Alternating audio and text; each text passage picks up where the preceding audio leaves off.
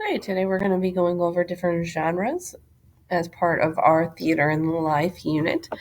So the first thing you'll note is you do need to log on to Canvas and find this guided note sheet. You should be filling this out as you go along. I've included some of the characteristics or genres or examples on there. You will have to do the rest on your own as we go through it.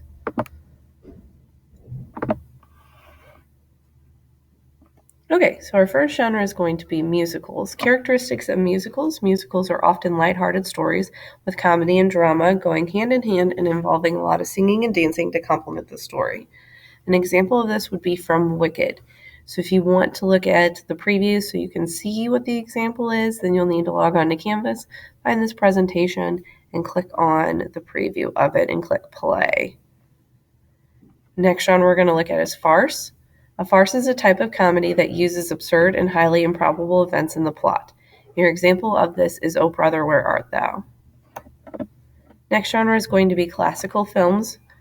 Classical films often are universal favorites that hold up after repeated rescreening. They're renowned films of first-rank reference points in film mythology or films that have been part of American culture or folklore. These are films that everybody knows, everybody's seen, or are referenced frequently. Next genre is going to be silent films.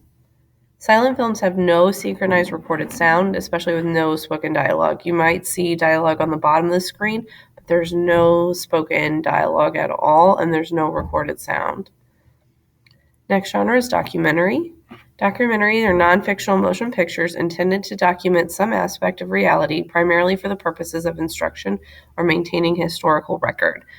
Super Size Me is your example for this genre. Next genre is Western. Westerns are about cowboys in the western U.S., especially in the late 19th and early 20th century. The good and the bad and the ugly is your example for this. Next category is melodrama. Melodramas are a sensational dramatic piece with exaggerated characters and exciting events intended to appeal to the emotions. Rain Man is your example for this genre. Next genre is comedy. Comedies are obviously going to be intended to make an audience laugh. So the entire premise is to make an audience laugh. Your example for this is Monty Python and the Holy Grail. Next category is drama. Dramas are series presentations or stories with settings or life situations that portray realistic characters. Your example for this is The Godfather. Next category is action. Actions are one or more heroes are thrust into a series of challenges that typically include physical feats, extended fight scenes, violence, and frantic chases. Your example for this is The Dark Knight. Your next genre is horror. Horror films seek to elicit a negative emotion reaction from viewers by playing on the audience's primal fears. Your example for this is Insidious. Your next category is romantic comedy. Romantic comedy is a genre deal with love in a light, humorous ways. And we'll look at romance as a category here in just a little bit. The difference between romance and romantic comedy is romance is more dramatic, or romantic comedy is more of a comedic. It deals with love in a light, humorous way. Your example for this is Sweet Home Alabama. Your next genre is thriller. Thriller films have an exciting plot, typically involving crime or espionage. Your example for this is The Silence of the Lambs. Next genre is sci-fi.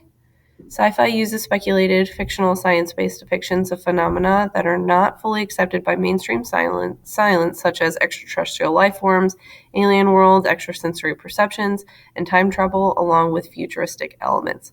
And there's a lot of examples of sci-fi, but the most popular one is Star Wars.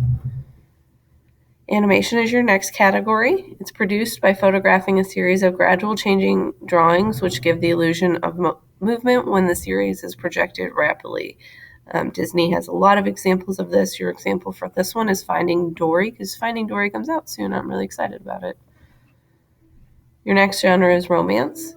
The plot revolves around the love between two protagonists. This genre usually has a theme that explores an issue with love, including but not limited to love at first sight, forbidden love, love triangles, and sacrificial love. So this is more of a sad type of love versus romantic comedy. So your example is The Titanic.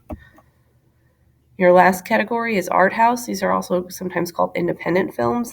They're serious independent films aimed at a niche market rather than a mass market audience. They're often called cult classics. So your example for this is Donnie Darko.